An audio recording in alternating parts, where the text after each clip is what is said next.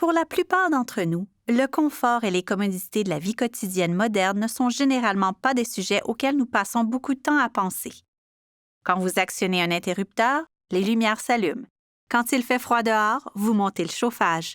Quand la batterie de votre téléphone cellulaire ou de votre ordinateur portatif est déchargée, vous n'avez qu'à la brancher pour la charger. Ou quand vos batteries sont à plat, vous pouvez prendre une collation dans le réfrigérateur ou faire cuire le souper sur la cuisinière.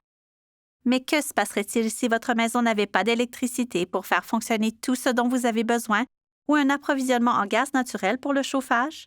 Comment éclaireriez-vous les pièces de votre maison la nuit? Ou regarderiez-vous votre émission de télévision préférée? Ou un match de hockey? Ou feriez-vous vos devoirs? Et surtout, comment garderiez-vous la maison au chaud quand il fait moins 30 dehors? Ou comment conserveriez-vous vos aliments au frais et prépareriez-vous les repas? Heureusement, la plupart d'entre nous n'ont jamais à penser à cela. Mais pour bien des gens dans le monde, y compris beaucoup ici même au Canada, l'accès à une énergie abordable et fiable constitue un problème réel.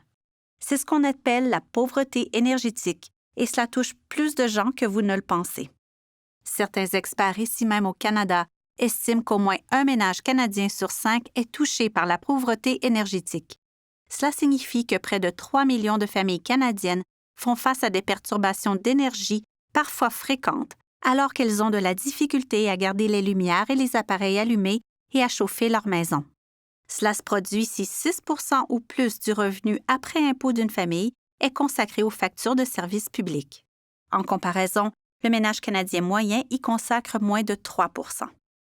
Mais il n'y a pas de scénario type ni de cause unique pour expliquer cet écart.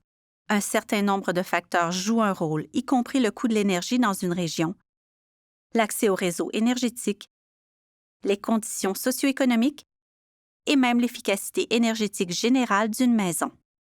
Et la pauvreté énergétique touche les collectivités urbaines et rurales partout au pays, notamment les familles qui vivent dans différents types de logements et les ménages ayant des fourchettes de revenus diverses.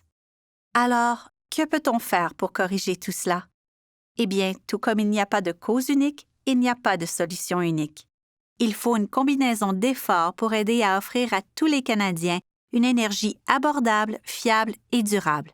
Cela signifie la création de nouvelles politiques gouvernementales fondées sur les progrès technologiques et l'efficacité énergétique, ainsi que la construction d'infrastructures pour rendre l'accès à l'énergie équitable pour tous.